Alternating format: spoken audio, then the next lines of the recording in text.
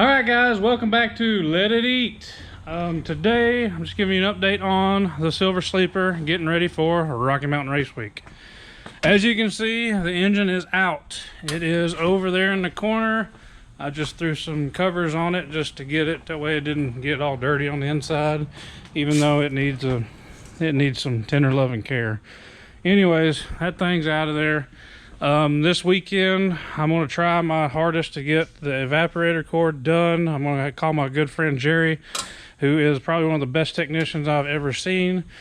These dashes are notorious about cracking, and mine is mint, and I do not want to crack it. He has done hundreds of them, so I'm going to get him to help me. More than likely he's probably just going to do most of it himself, and I'll just pay him because it is worth it to me. Those dashes are don't even want to get into it. But anyways, evaporator core, trying to get the short block at least. Well, I say that I'm trying to get the short block done, but it's not going to happen. I'm waiting on rings. Rings ain't going to come in this weekend. That's one thing that's hurting me right now with this COVID, is getting parts in, and that's really hurting me right now.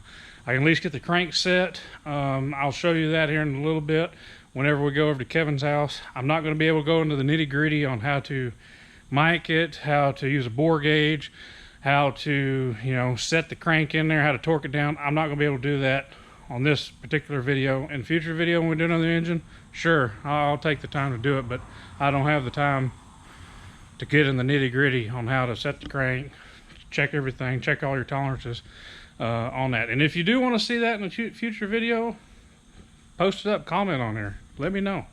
Then again, you may not. Maybe everybody on here may know how to put a crank in there. I don't know. Just let me know. But yeah, evaporator core, at least get the crank in the block. I got to put a fresh battery on this thing. Other thing I can really do that as far as parts that I have right now is I have a Aeromotive brushless external fuel pump to put on here. I've heard good on as far as street use. I really think that's what messed up my other engine. I had a black A1000 on it. I drove it for about an hour and I romped on it and it went lean. After I tore the engine apart, you can definitely tell that. So, yeah, I'm hoping this one does a lot better. I was debating putting a Aeromotive in-tank one, and I still may down the road, but I just don't have time to mess with cutting up the fuel cell.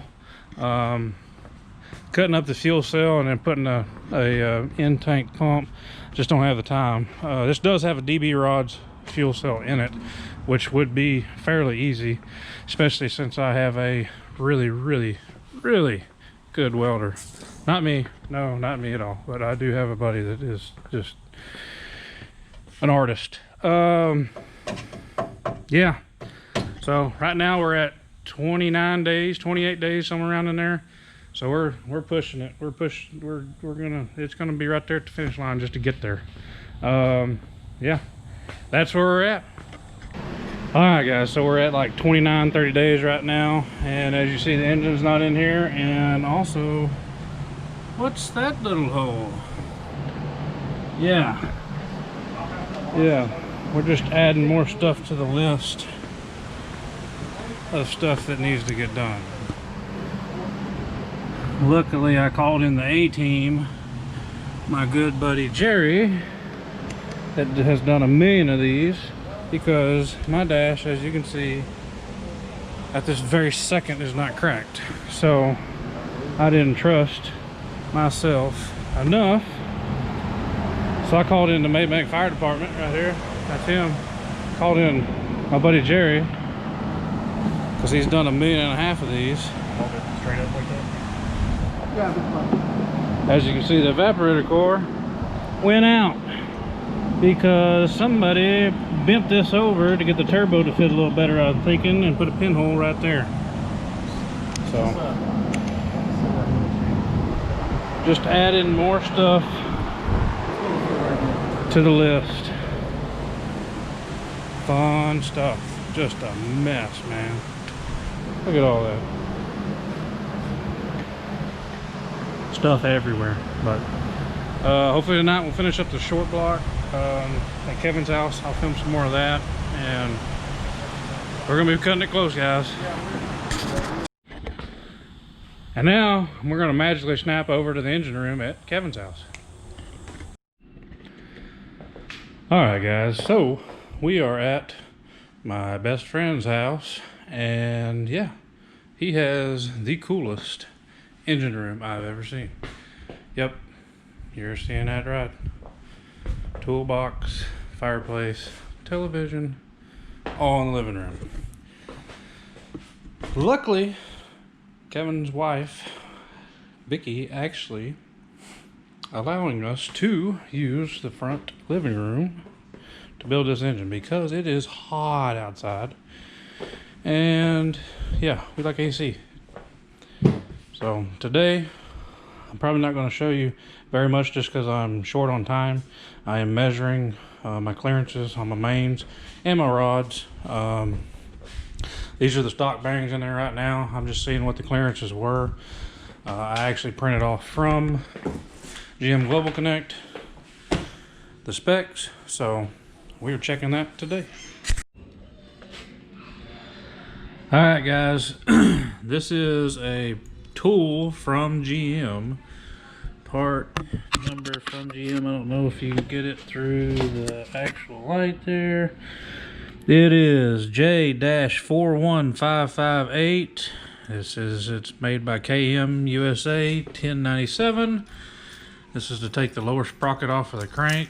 It's very easy with this tool. You could probably make it yourself. It's literally 2 bolts and a washer.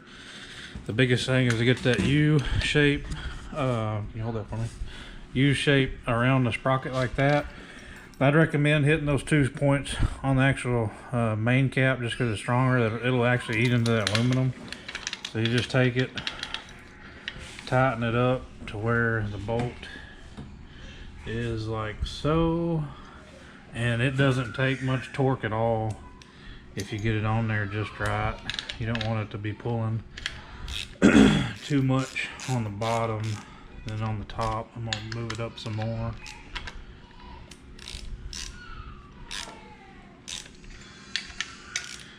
And you'll actually start to hear it pop here in a second.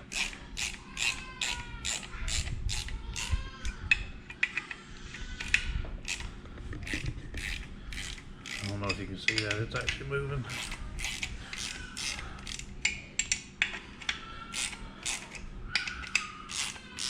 Just do it back and forth. And here in a minute, it'll get to where it'll just be loose. And I'll show you how to put it on. Put a new one on here in a second.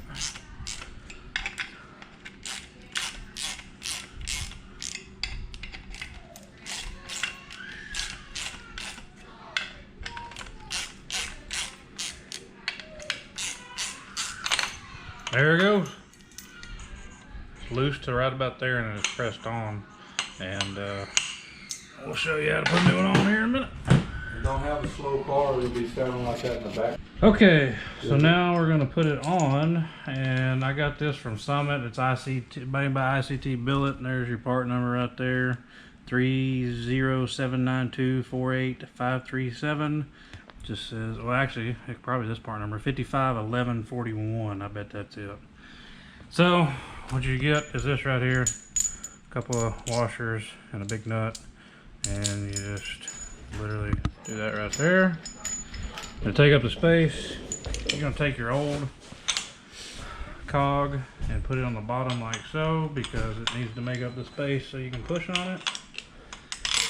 Run it off in there. Actually, I got that one washer in backwards. Let's go first.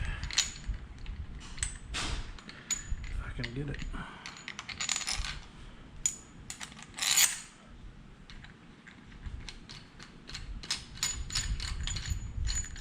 Run your all thread down quite a bit. You don't have to run it all the way down, but you don't want it to be just a couple threads on there. That way it has something to bite onto. Still 24 millimeter, just like LS crank bolts. Do the old fashioned way. Boom. So way to tell if it is all the way on is obviously look right in there to make sure it is all the way on. If you don't, this is a LSA, so it has a keeper right here, but you can tell on ones that doesn't have an LSA, the keeper will actually stop pretty much flush with this. It may be an inset just a little bit more than flush. I can't remember off the top of my head, but obviously with the impact it bottomed out, so you want it to go all the way flush. And that's it. All right, a little tech tip. This is going into a Turbo 400, so I got to have this pilot bearing out. Obviously it came out of a manual CTSV, so hopefully this is enough bread. This is what we had lying around from Whataburger. So what you do is you just literally stuff that bread in the hole like so. Pack it in there as much as you can. Wet paper towels I think work as well, but I do know this bread method works because I've done it before. Then you just got to find you something that's close to around the same thickness of your pilot bearing.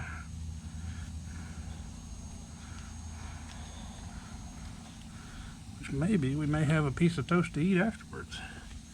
Let's see.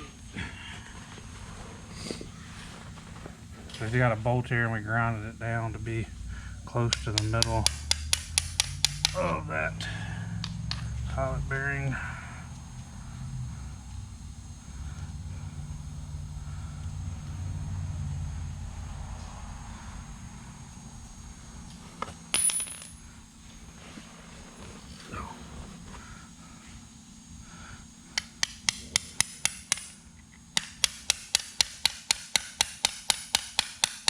I think we're gonna need more bread.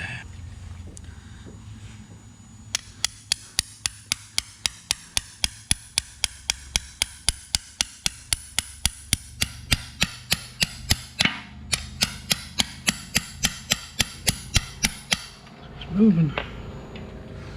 About out of bread though. Oh, we're gonna need a shop tail, a blue one.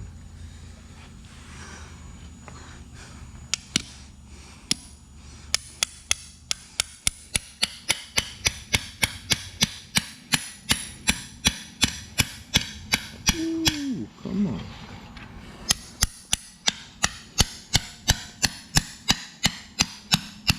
I think we're gonna need There one. it goes. Oh, Oh no. alright. Oh man. Sorry, he's already getting you some paper towel. I thought one piece of toast would do it, man.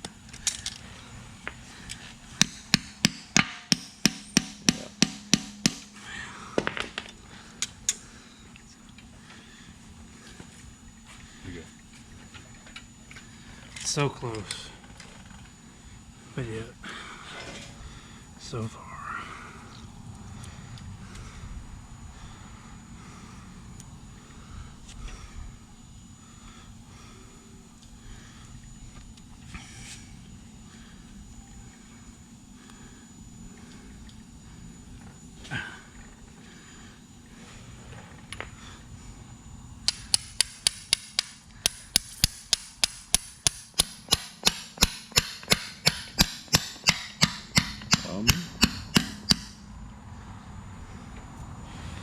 That's some nasty stuff now.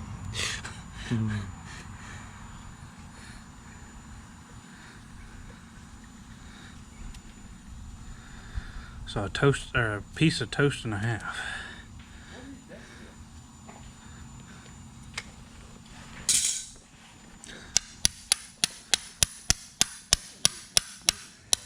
Boom. There you go. All nasty stuff. Boom. But yep, as you see, it works. If I had another piece of bread, it would have been a lot easier.